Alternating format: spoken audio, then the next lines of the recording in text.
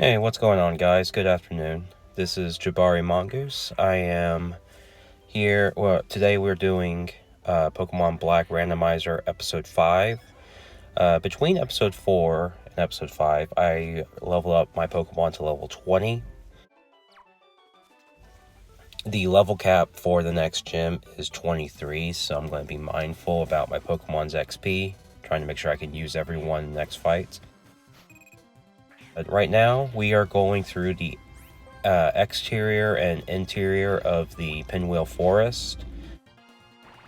A lot of grinding and looking for items and taking on Team Plasma with the gym leaders. So this first match, we have a pretty easy fight against an Alakazam, and then the NPC has a Genesect next.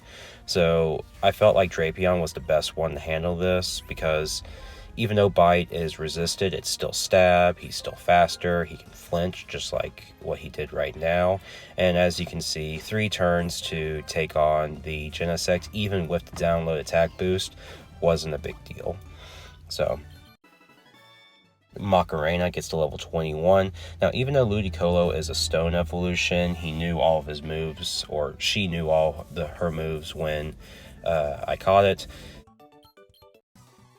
I think Nature Power and Mega Drain are good moves to hold on to until I can get, stronger moves, but I can teach it Surf. And also, I have randomized TMs. I can probably get some good ones, like how I taught Extrasensory. So anyway, going into this next fight, and Mega Drain is just going to deal with this Golem. One thing I didn't touch on too much last episode, I said Nature Power could be good, and I didn't explain it fully. So I feel like Nature Power could be a pretty awesome move to hold on to, because if you look at what the moves it can be, you have moves like Tri-Attack, Mega Drain, or not Mega Drain, Seed Bomb, and Blizzard, I think, in the ice and stuff. Now, normally in like non-randomized playthroughs, you face a lot of trainers who have the same type of Pokemon as the environment you're in most of the time.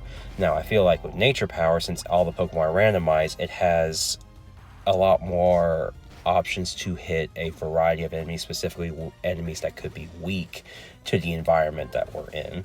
So I have high hopes that Nature Power I'll be using that a lot more than your normal non-randomized playthrough. So opponent has a Conkeldurr, and if people notice, that was low-key, that was impersonating Macarena, so I switched into Derp, who is going to easily 2-hit KO this Conkeldurr.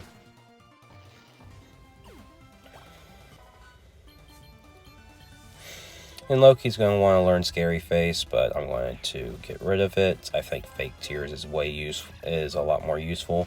And as per typical randomizer fashion, you have some options for very strong Pokemon, like a Conkeldurr, or a Metapod in this case. So just overall an easy victory. You're going to be seeing a lot of cuts as I do this too, because I'm also trying to look for hidden items, because there's a lot of items hidden in ponds, hidden in like rocks, and hidden in the flowers. So I'm going to you'll be seeing some cuts because I spend some time just looking around the squares. So right now the team is really coming together in terms of power. Every Pokemon right now is able to deal with most of the threats on their own. I would say the weakest member right now is probably Derp. Even with the Stab, Confusion, and Water Gun, it still isn't able to hit with a lot of power right now, but it does have amazing utility moves with Disable and Yawn, and I have been using both of them so far. So I think Derp right now is a Pokemon that will be a lot more powerful later on with investment. So, and that's okay. It can easily handle Pokemon it's super effective against.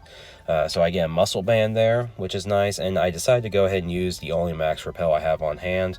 I'm going to start making sure I have full stock of those. And the other hidden item I found was a scope lens. Now I'm going to make sure that Drapion has sniper, because if it does, then I'm immediately slapping that onto it. But that's so far one of the better items I've found in this playthrough.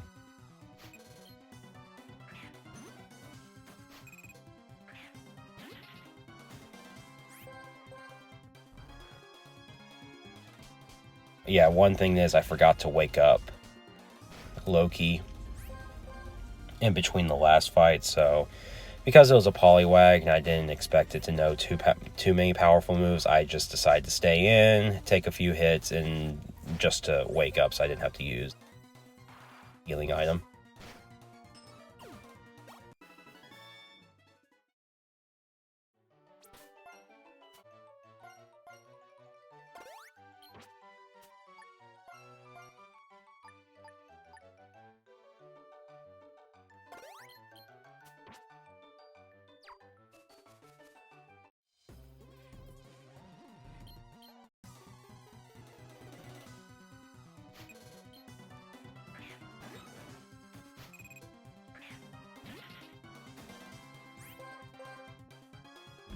Manectric probably should have scared me more. Didn't really do anything too much, it just Thunderwave, and then you're going to see Attackable here. I don't know if it gets like Spark or any other electric type move this early on, but I probably should have swapped out Loki in the beginning, but it at least took the Thunderwave, so you're going to see here BB is going to have no problems here whatsoever.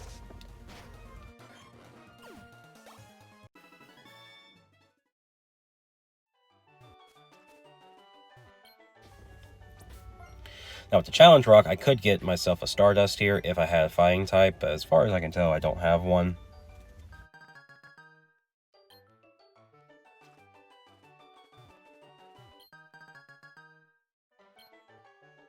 I'm going to get myself an Earth Plate here. Arceus is tempting me, saying that he's around. So I learned that there's a hidden item in that pond. It was a ring target for me. Probably never going to use it, so I'm probably just going to sell it in between episodes at some point. So that takes care of the exterior of Pinwheel Forest for me, so I'm going to heal up, and I want to check some flowers here because I thought there was a hidden item there, and then we're going to go to the interior. So this is the part where Team Plasma, they stole the Dragonite skull, so now they're hiding in here, and we're going to go ahead and take on some normal trainers, some Team Plasma grunts. And right here was an interesting combination with the Stunky and the Shellos, because I don't know if that Shellos has Storm Drain or not, so in that case I had Drapion focus on the Shellos with Bite, and if the Stunky knew a Dark type move, I went with the Yawn first. That's right, I wanted the Stunky to go to sleep, so I can just double up on the Shellos at first.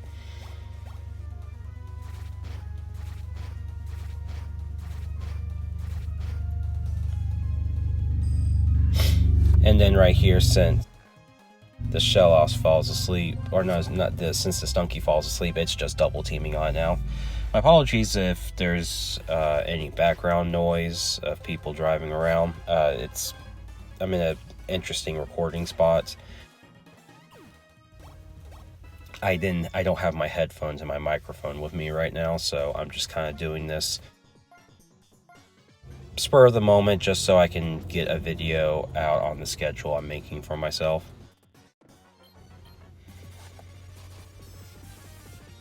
The other thing is I'm taking a lot of time in between episodes to think about how I want the video layout to display, because I'm not upset with how it looks right now, but I think there's some ways I can improve it, and I'm trying to figure out how I can do it with my iMovie app and with any way I can edit things on my iPhone, because I'm kind of just limited to that right now with my schedule and the way I have things set up.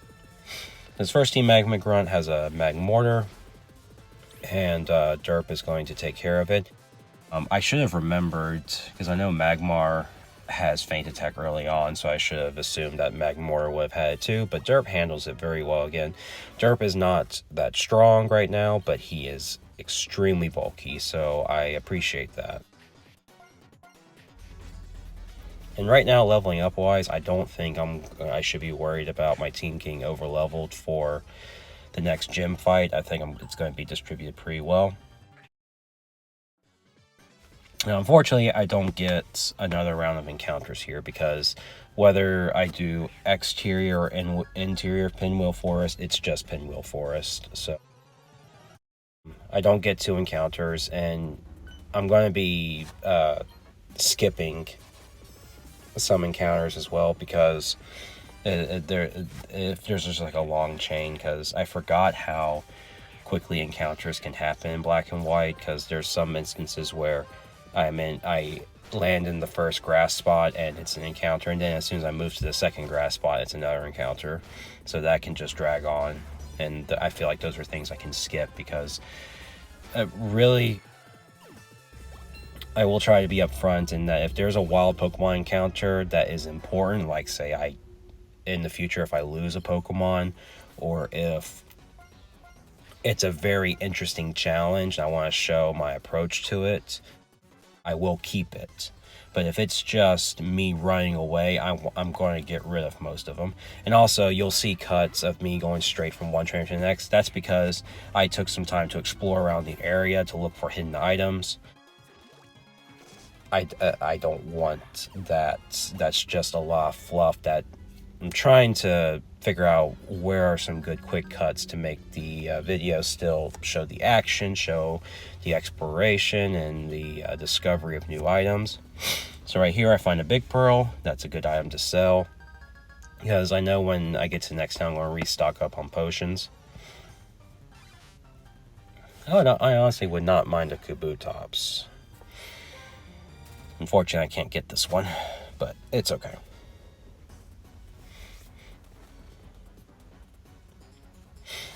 I was too busy explaining, but I missed the Pokemon Rangers. You know, all the trainers, trainer IDs and names have been randomized as well, and that Pokemon. So all Pokemon Rangers trainer ID in this game are God. So there are 4 Rangers in this area. So basically, this area is the forest of the 4 gods, I guess, is what I'm going to leave it up to right now. So this game is really upping the challenge. We're going to be taking on Team Plasma and taking on the 4 gods. So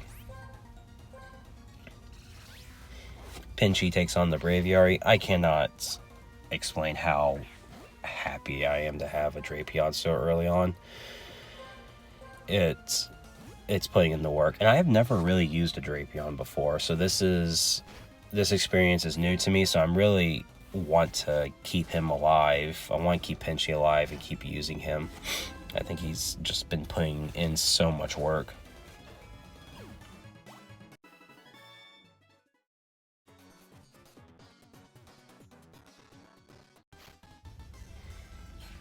And here we got our second god.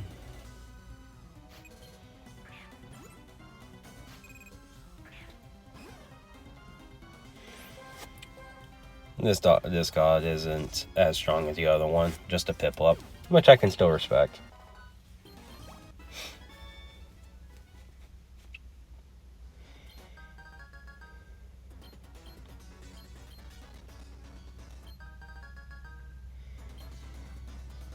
Again, another item I don't know if I'm going to be able to use properly. I mean, a Sticky Barb is cool, but I don't know if I'm going to have like a Trick User or fighting any Pokemon that's going to have Thief. We'll see though. Or I'll just sell it. Hey, look, god number 3. Hello, God Jessica. Okay, so this one, Celebi, it goes ahead and fight, and I thought it had it, and I was right, and I probably should have switched out because it'll Struggle Bug. You know, Celebi is 4 times weak, but the thing is, the Shelmet's not that powerful, and Struggle Bug in this game is only at base 30, so I felt like even if it had it, Celebi would be fine, and sure enough. But this is one of those things where I need to be mindful that once we get more to the later part of the game, I can't stay in on and take these kind of risks.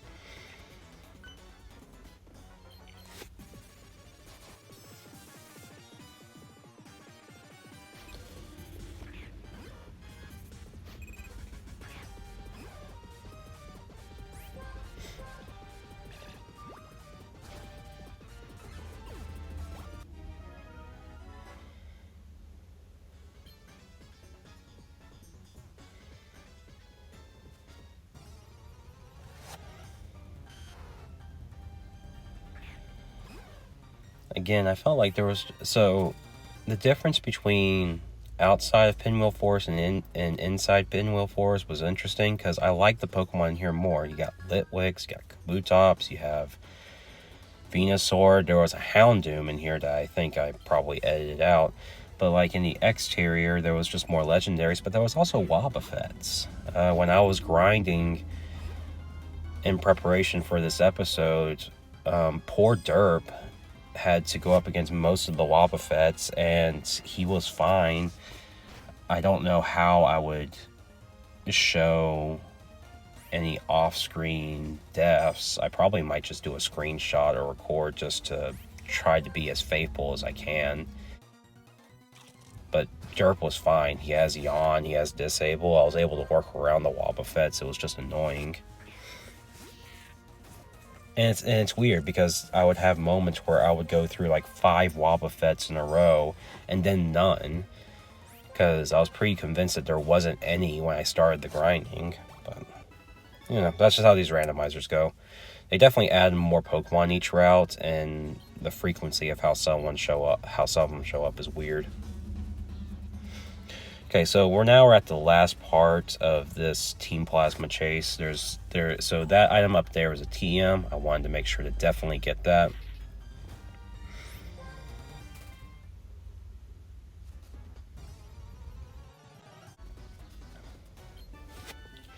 So TM 85, I think it's 85. It's normally Grass Knot, and this one is Stockpile, and this is just giving me a huge thing of ideas. If I can get my hands on a Leftovers, that means I can have BB No Recover, Stockpile, and Leech Seed. I could even get rid of the Recover for Protect if I can ever get my hands on it, and then just give it like an attacking move like Magical Leaf or Psychic, and that could be a very interesting set. But for right now, I'm just going to keep a more focus on a physical, or not physical, just more of like an attacking set, and probably keep Leech Seed. So anyway, Team Plasma, this is the last one. Last Pokemon's a Xatu. Or no, sorry. His last one's a Clefable. And so right here, I probably could have kept Drapion in, but I did not want to deal with minimize evasion shenanigans, so I decided to switch into Loki, who is Macarena. And I thought this was going to be a pretty bad choice, because gets a crit on a double slap, still keeps going, but ends on 2. And I felt confident that Loki could outspeed and kill with a feint attack, but that was potentially scary. So yeah, we take care of Team Plasma, we get the Dragon Skull back. Here's one of the Sages, who really doesn't contribute to anything in terms of fighting, but okay.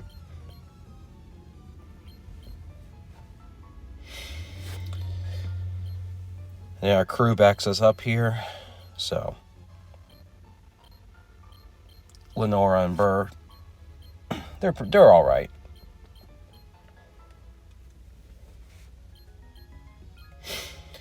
And so now we'll be able to go to Castelia City and get ready to fight the 3rd gym leader. I get a Moonstone from Lenora, so thank you for that. So the remainder of this episode, I am going to go back and heal, but I'm also going to fight the remaining... Oh, I also get a Dread Plate.